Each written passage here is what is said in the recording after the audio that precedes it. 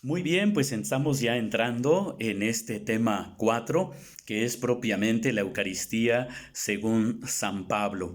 En los escritos de San Pablo encontramos algunas referencias importantes. Una de estas, así muy específica, es la que vamos a analizar hoy en este tema, que es la primera carta a los Corintios, capítulos 10 y 11. En esta carta a los Corintios encontramos que se dirige a una comunidad cristiana muy viva, al parecer numerosa, fuerte.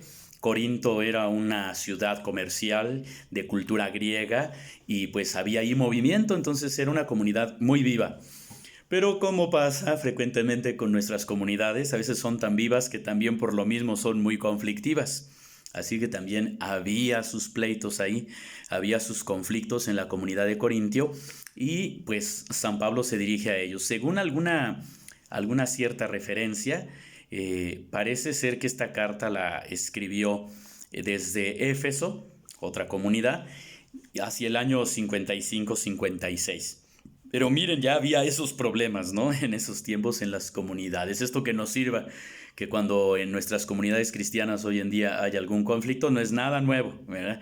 Humanos somos y tenemos pues estos detalles y bueno, pues el diablo trabaja. Bueno, a veces el diablo ni cuenta se da, a veces somos nosotros, ¿no? Los que andamos enfrascados en cosas. Pero en esta comunidad viva, pero conflictiva, San Pablo trata de darles una orientación sobre varios aspectos, básicamente sobre dos aspectos muy importantes. Uno es el aspecto que conocemos como los idolotitos, idolotitos. Y el otro sobre una falta de fraternidad que hay ahí. Bueno, entonces, sobre los idolotitos, primero, hay que ver qué es esto. Los idolotitos eran la carne ofrecida a los ídolos y que luego se comía. Aquí hay un estudio, vamos a decir, práctico de esto. Muchas carnicerías, vamos a decirlo así, vendían carne que había sido ofrecida a los ídolos. Y era difícil saber si esta carne había sido ofrecida o no.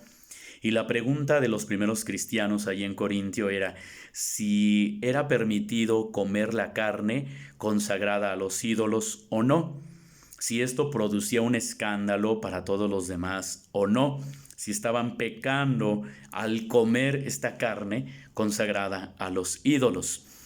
Aquí San Pablo responde que en realidad no es un pecado así, un gran escándalo en el sentido de que si tú sabes que esos ídolos son falsos y a fin de cuentas no crees en ellos y tú te comes esa carne, pues no pasa nada, ¿verdad? O sea, no te va a perjudicar.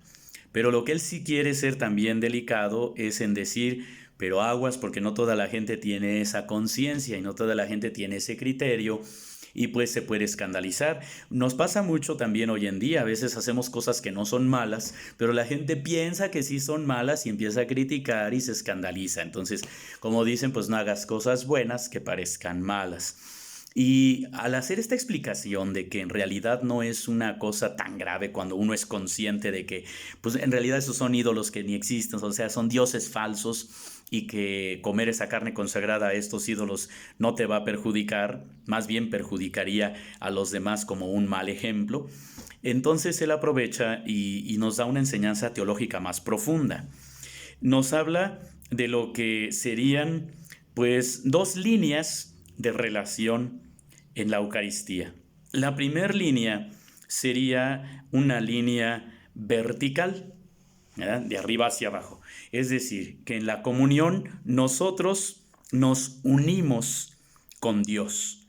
Entonces es la unidad entre Dios y nosotros en la comunión. Esto es lo vertical, de arriba hacia abajo y de abajo hacia arriba. Nosotros en comunión con Dios, Dios en comunión con nosotros a través de la Eucaristía. Entonces, comulgamos, dice San Pablo, el cuerpo y la sangre del resucitado. Por lo tanto, nos unimos a Él. Esto es lo vertical. Lo segundo sería lo horizontal. También el que come de este pan y este vino, que es este cuerpo y esta sangre, lo come junto con sus hermanos y entonces crea una comunión entre los hermanos. Esta es la parte así, horizontal. Entonces, la comunión nos une verticalmente con Dios y nos une horizontalmente con los hermanos. Entonces de aquí proviene lo que se llama la palabra griega koinonía, es la comunión con el cuerpo y la sangre del resucitado, pero también es comunión con los hermanos que están comiendo de ese mismo pan y ese mismo vino, que son el cuerpo y la sangre del cual todos comemos, dice San Pablo, ahí en la mesa eucarística. Entonces, ahí aprovecha eso. Por lo cual él dice, bueno, si alguien está participando de la carne de los idolotitos, dice, pues ahí hay una incompatibilidad vertical. O sea, no estamos unidos con Cristo. En este caso dice, nos estaríamos uniendo con los demonios. Sí, sí, bueno, siempre y cuando esa es la intención que se tenga, ¿no? Porque también, pues como les decía al inicio, puede suceder que estén comiendo una carne consagrada a los ídolos, pero ellos ni sabían que estaba consagrada a los ídolos. Entonces no hay intención de tener comunión con los ídolos o con los demonios, como lo dice San Pablo.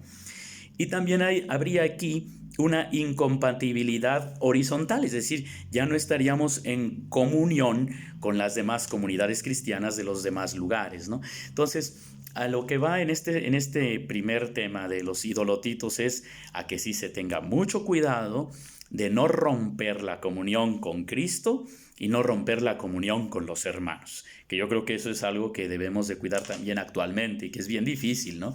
A veces podemos pensar nada más verticalmente. Estoy muy unido a Cristo y los demás que le hagan como puedan, a mí no me importan. O lo contrario, no, yo estoy re bien con mis hermanos, pero estoy muy mal con Cristo, no tengo comunión con Dios. O sea, nada más mi religiosidad o mi participación puede ser meramente social, de convivencia, pero no profundamente espiritual y de unión con Dios. Entonces, en cuanto a los idolotitos, en este texto de San Pablo encontramos esta riqueza que aporta a la Eucaristía. La cuestión de la comunión con Cristo y la comunión con los hermanos. Bueno, ahora, sobre el otro asunto que trata también San Pablo, uno es el de los idolotitos, el otro es la falta de fraternidad. Lo que pasa es que en la cena eucarística tenía una cena previa. O sea, en aquel tiempo descubrimos en estos textos y por otros testimonios, pero principalmente ahorita centrándonos en San Pablo para no perdernos, había una cena previa. O sea, primero había un convivio, una convivencia, una cenita ahí entre los que iban a participar a la Eucaristía. Nada más que sucede que ahí nos indica que los ricos se adelantaban mucho a cenar y los pobres llegaban tarde a esa convivencia. Llegaban tarde porque tenían que trabajar y su horario no les permitía estar ahí. Entonces los ricos llegaban desde muy temprano con toda la calma del mundo, ellos empezaban su fiestecita y ya los más pobres llegaban y problema porque sucede que pues llegaban y ya no había comida y ya no había bebida y se quedaban pues a veces con hambre probablemente, pero eso sí no comían igual que los ricos. Entonces empezó a haber una gran diferencia en esa primer comunidad cristiana. O sea, los ricos adelantándose al convivio y los pobres que por andar trabajando llegaban tarde. Y por eso él dice, los ricos comen su cena y hasta se embriagan. Ojo, hay otro detalle allí, llegaban a la embriaguez. Nosotros podemos decir, qué escándalo, pues sí, por eso les está llamando la atención San Pablo, si no, ni para qué les dice. Pero allí está un pecado contra los hermanos, porque los ricos ya no comparten con los pobres, se lo comen todo y de pilón hasta se embriagan, imagínense ustedes. Entonces, Pablo aprovecha y relata aquí la cena de Jesús. Porque después de ese convivio en el que se emborrachaban, ahora sí ya venía la Eucaristía propiamente, en la fracción del pan y la consagración del vino y todo, o sea, lo ritual, lo litúrgico. Pero primero tenían esa pachanguita, esa fiestecita que hacían en la cual pues ya había este pecado contra los pobres y contra los que llegaban tarde. Bueno, entonces Pablo aprovecha para explicar el verdadero sentido de la Eucaristía. Que ya se perdió, o sea, que no es eso que ellos están haciendo. Y aprovecha y expone ahí lo que es la verdadera intención de la Eucaristía. Y ahí nos habla de algunos detalles muy interesantes. Fíjense bien. En primer lugar nos habla de que Jesús es el Señor. Él lo nombra como el Kyrios. Kyrios en griego significa Señor. Entonces no solamente dice Jesús, sino lo nombra como el Señor, la parte divina que quiere él resaltar en el texto. Entonces nombra a Jesús como Kyrios, como Señor, para darle también toda la autoridad que tiene, ponerla de relieve. Siguiente cosa, cuando habla de esta celebración, se refiere a ella con dos nombres. Le dice la cena del Señor, como para distinguirla de la cena que ustedes hacen, la cena del Señor.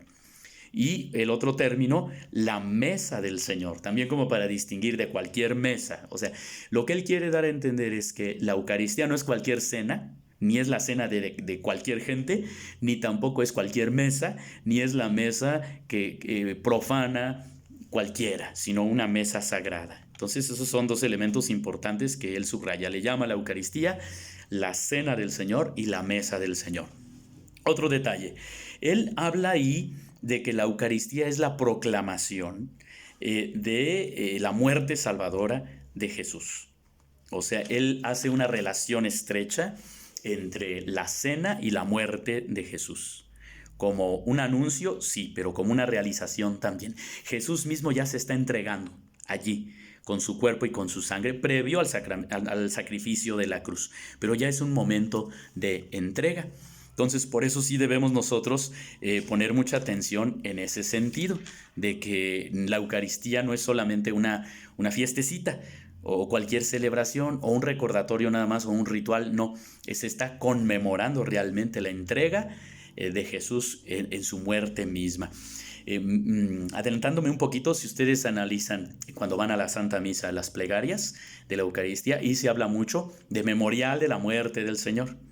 De hecho, como decimos nosotros cuando después del que el sacerdote dice, este es el sacramento de nuestra fe, anunciamos tu muerte, proclamamos tu resurrección, pero es importante esto de la muerte porque ahí se realiza el sacrificio de Jesús de una manera profunda, es una entrega profunda, es sacramento de la muerte de Cristo. Bueno, y la otra cosa que señala ahí San Pablo, también muy importante, es la presencia de Cristo en el pan y en el vino, una presencia que es dinámica, o sea, Jesucristo está y se da como comunión y para la comunión, así que ahí estamos ante el Señor glorioso y presente, que también será motivo de un tema de nuestro estudio, hablar de la presencia, de la presencia real de Jesucristo en las sagradas especies. Eso lo veremos más adelante, cómo es que Jesucristo está presente realmente en el pan y en el vino consagrados.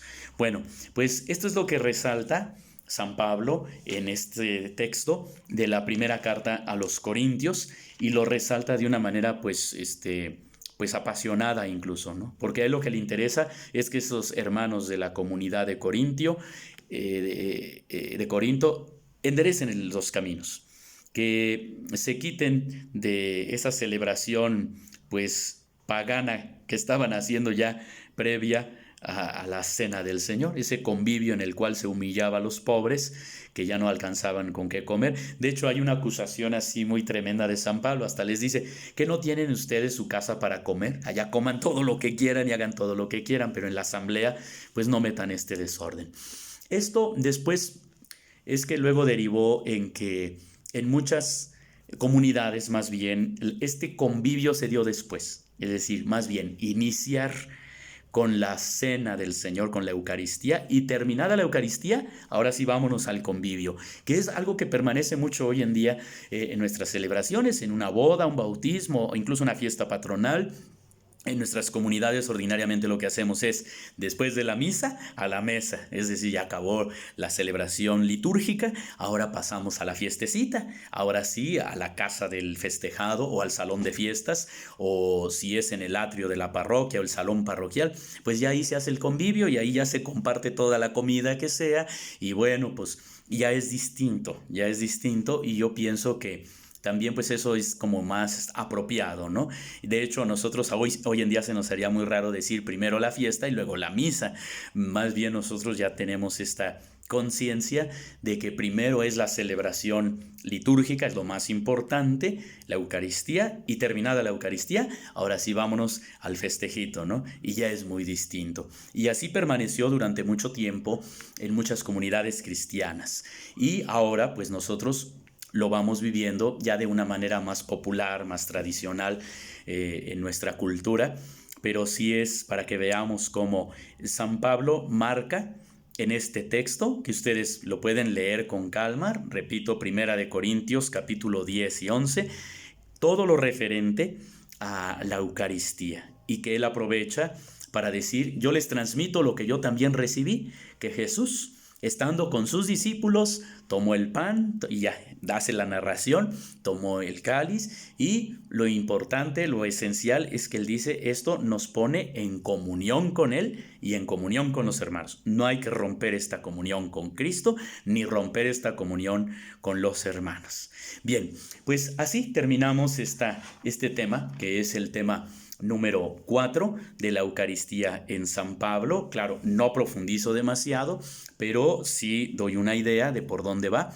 Y para la próxima, el siguiente tema, que será el 5, veremos cómo aborda la Eucaristía el texto del Evangelio de San Juan, que es muy interesante y donde encontraremos cosas también pues muy valiosas. Pues Dios les bendiga, vamos a seguir adelante, y el siguiente tema, con el favor de Dios, como les he anunciado, la Eucaristía en San Juan, que será el 5º tema. Gracias por tu atención, y pues adelante a leer el texto, a analizarlo. Cualquier pregunta, cualquier duda, comentario, chisme, reclamación, cualquier cosa que ustedes de veras quieran comunicar a través de los comentarios, yo con mucho gusto los leo y también con mucho gusto les respondo. Gracias y hasta la siguiente.